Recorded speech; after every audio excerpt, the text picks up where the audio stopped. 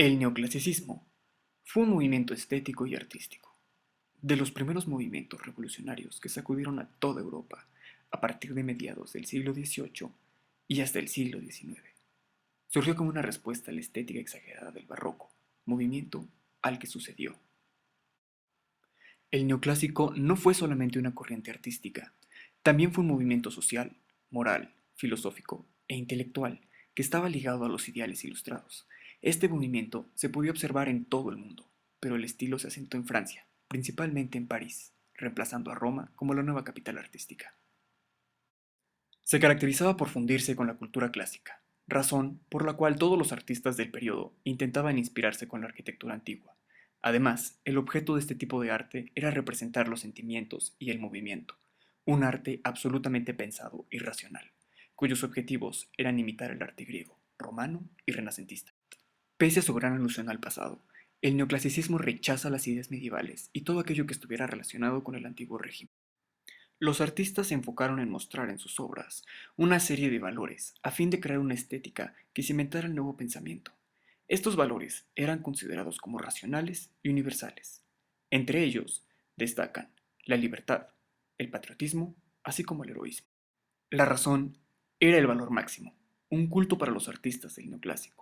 Buscaban mostrar el racionalismo en su estética, es decir, una estética organizada y metódica. Más adelante indagaremos en los temas principales, pero, por ahora, podemos decir que buscaban hablar de la templanza, la virtud y el autodominio.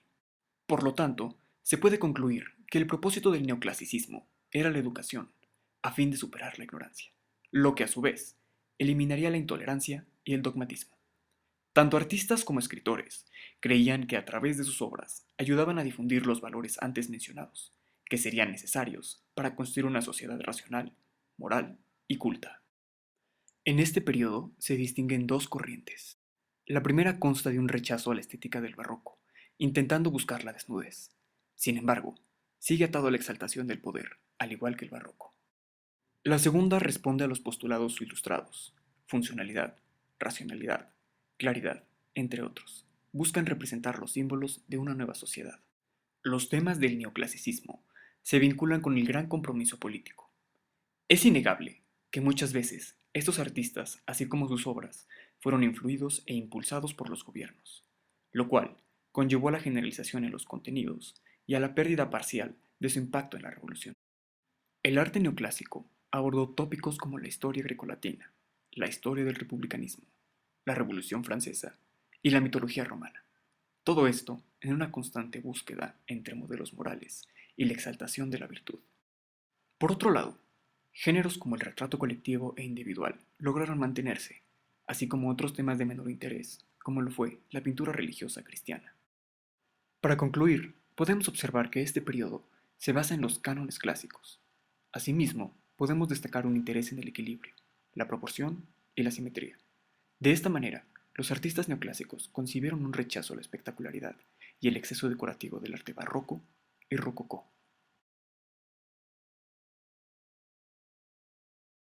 Para hablar del contexto histórico, nos centraremos en dos sucesos en particular, la Ilustración y la Revolución Francesa.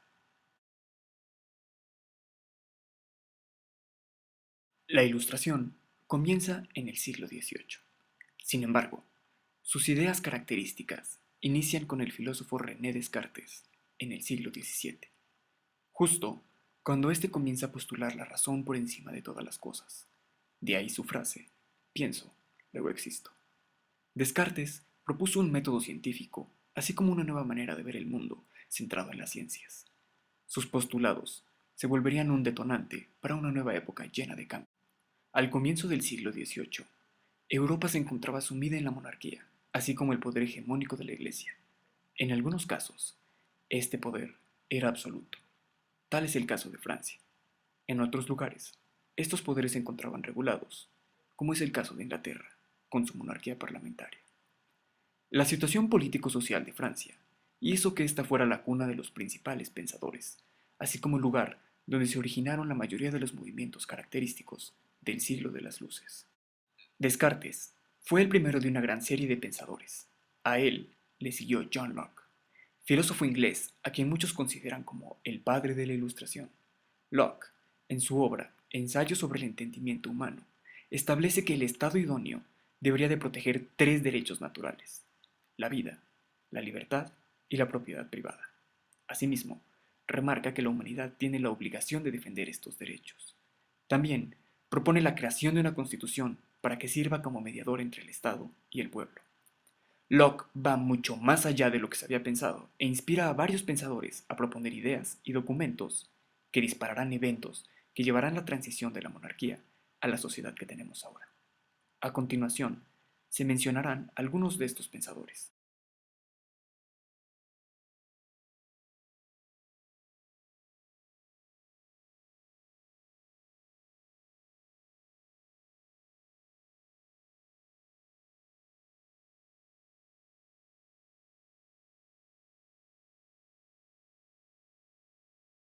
La gran acumulación de documentos hecha por estos pensadores y otros más dio pie a que en Francia se hiciera una recopilación de dichos postulados.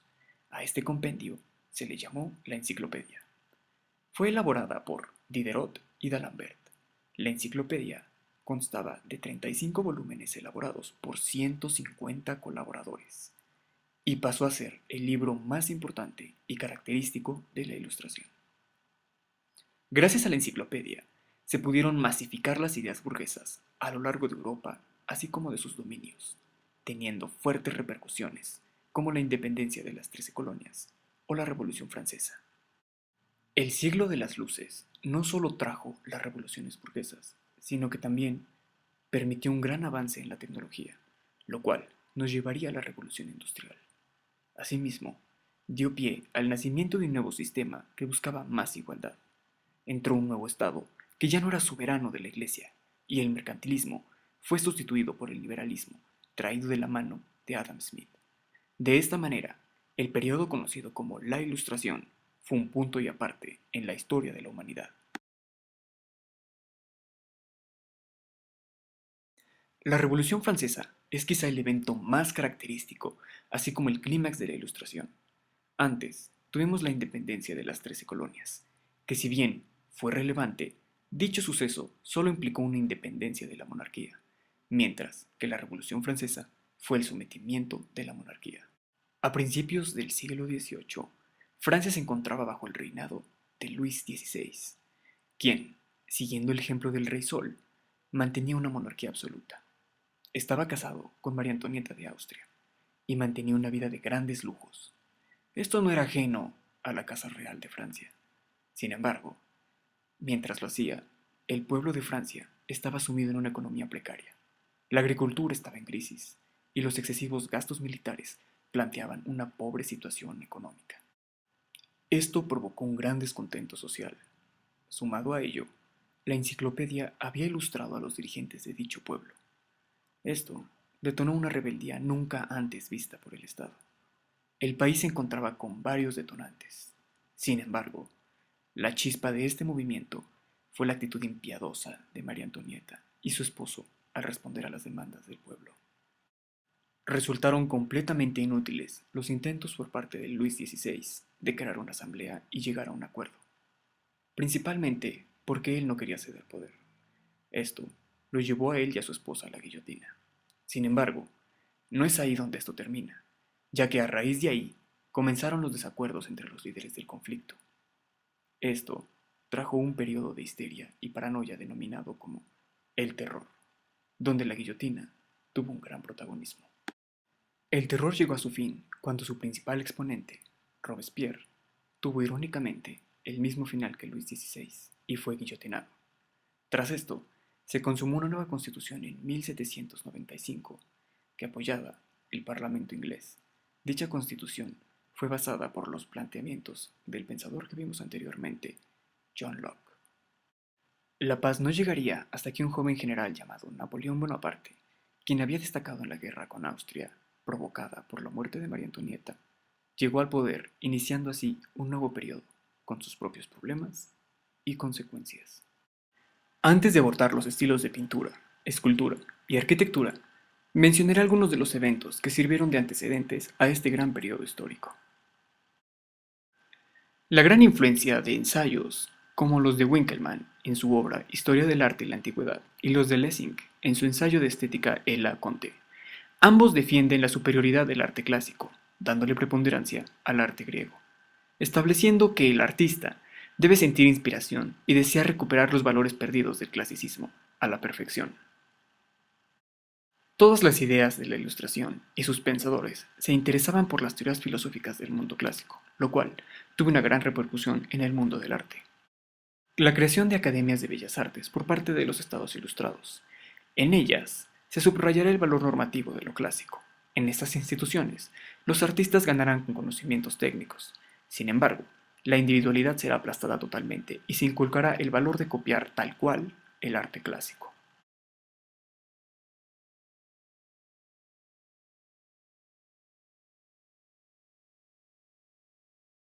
La principal fuente de inspiración del artista debía ser la naturaleza. Se tenía que escoger solo aquello que no fuera feo o imperfecto.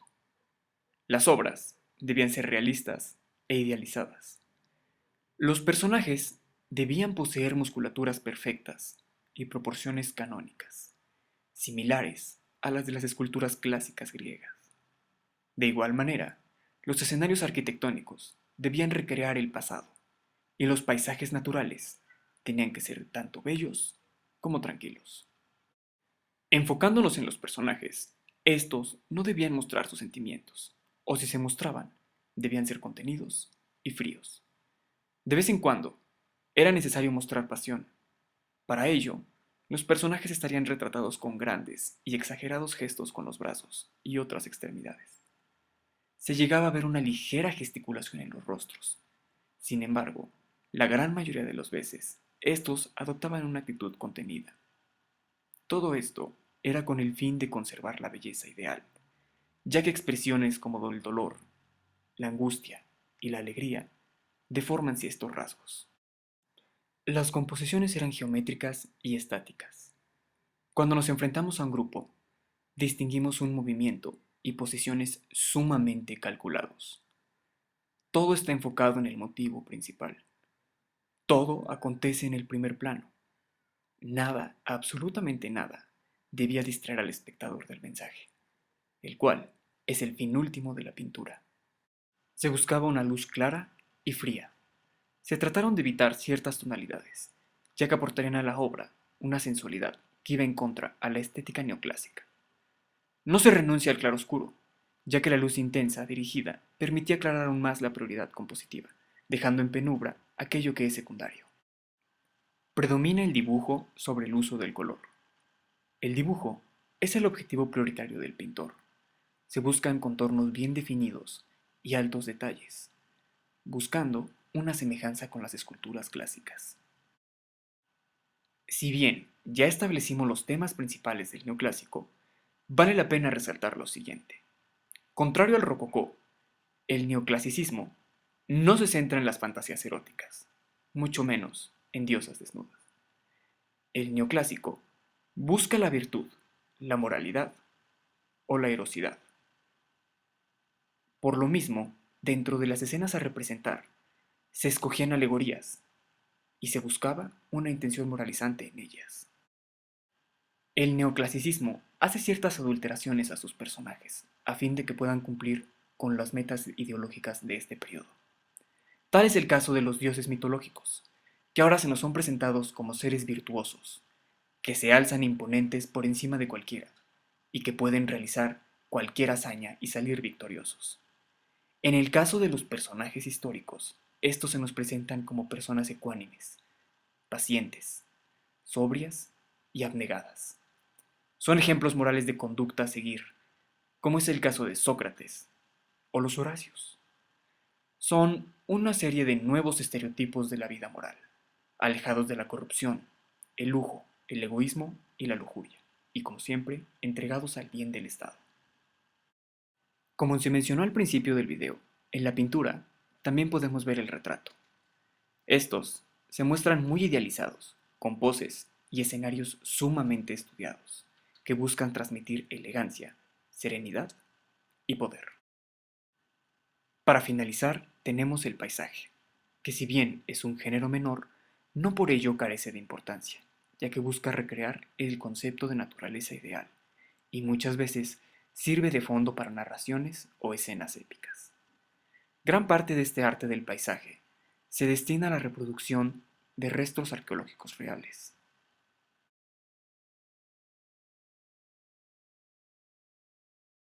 El mármol blanco, sin policromar, era el material idóneo, ya que así daba la impresión de que eran esculturas antiguas. De igual manera, se sabe que el bronce también fue empleado. Sin embargo, los principales vestigios de ello aún no han sido encontrados, o bien se cree que fueron destruidos. En el tratamiento del mármol, se busca que las superficies estén pulidas e integradas. Al igual que en la pintura, el neoclasicismo rechaza el método barroco, y el protagonismo recae a la línea de contornos bien delimitados. En el caso de los relieves, las figuras se sitúan en un primer plano y se elimina por completo el fondo pictórico. En el caso de los modelos, es similar la pintura a la escultura. Los personajes se encuentran desprovistos de sentimientos, resultando así una escultura austera y fría. Las posiciones son estudiadas y medidas, predomina la frontalidad y no hay gran gesticulación en las extremidades. Se nota mucho esta influencia de hacer exactamente una copia fiel de lo clásico, resultando así en muy pocas alteraciones al método griego. En síntesis, esta escultura busca la belleza, dejando un hueco en el espíritu. El desnudo posee un gran protagonismo. Alejado del erotismo, el neoclasicismo busca representar desnudos juveniles, que sean bellos, basados en los ideales de proporción, espíritu equilibrado o sereno, y un movimiento relajado, que claramente nos recuerda al canon griego. La escultura neoclásica pone los temas mitológicos por encima de los religiosos de una manera aplastante. Al igual que en otras disciplinas, busca exaltar la moral pública, buscando dar un mensaje directo. También abunda el retrato de personajes que son considerados virtuosos, a fin de dar una imagen a la sociedad. Los temas tomados de la mitología clásica y las alegorías sobre las virtudes clásicas llenaron los relieves de los edificios. Por último, encontramos grandes monumentos, como arcos de triunfo o columnas conmemorativas. De igual manera, son notables la gran cantidad de sepulcros.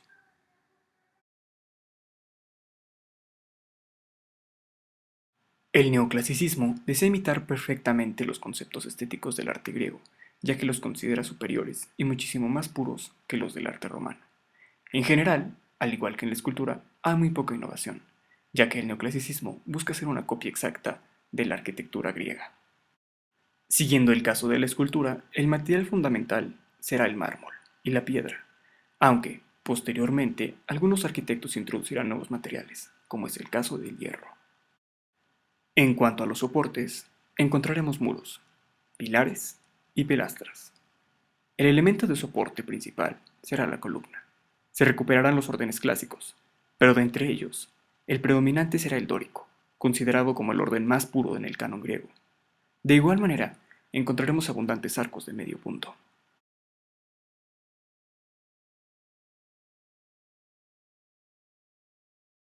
En el caso de las cubiertas, estas suelen ser abovedadas. Encontramos arcos, bóvedas de cañón y cúpulas. Todo esto está inspirado en el arte romano, pero al exterior encontramos a veces estructuras adinteladas. La decoración es escasa y sumamente clásica. En el interior hallamos guirnaldas, medallones grotescos y esfinges a lo pompeyano. En términos compositivos, las líneas rectas predominan sobre las curvas. Existen menos contrastes de volúmenes y menos adornos. Se busca que los edificios guarden proporciones basadas en volúmenes geométricos y que estos sean simétricos. Todo esto a fin de que sea más fácil verlos desde distintos ángulos. Las fachadas son estáticas y los pórticos cuentan con columnas. Todo esto parte de una inspiración a partir de los templos clásicos. Pese a esta búsqueda de lo clásico, se levantarán muchos tipos de edificios con la intención de reflejar una sociedad moderna. Dejando atrás todos los palacios e iglesias, estos serán sustituidos por museos, bibliotecas, teatros, observatorios, bancos, monumentos conmemorativos, puertas monumentales, entre muchos otros. Se creará una mayor preocupación por el urbanismo, resultando en una mayor fluidez en las comunicaciones urbanas y dotando a las ciudades de espacios verdes para el ocio de los ciudadanos.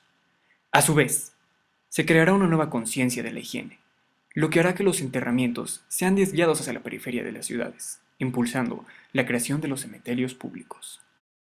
El final del neoclasicismo llegará a lo largo del siglo XIX, aunque este no tendrá una fecha fija, ya que irá conviviendo poco a poco con otros estilos desde la tercera década del siglo hasta el siglo XX en algunos países. Este arte se extenderá por toda Europa y sobre todo llegará a los Estados Unidos, donde es considerado el arte de su revolución e independencia. Para finalizar, pondremos una línea del tiempo en la cual se explican los grandes sucesos que pasaron a lo largo del neoclasicismo, así como la publicación de las grandes obras de este periodo. Por último, mostraremos un mapa donde se destacan los lugares donde más estuvo presente esta gran corriente de arte.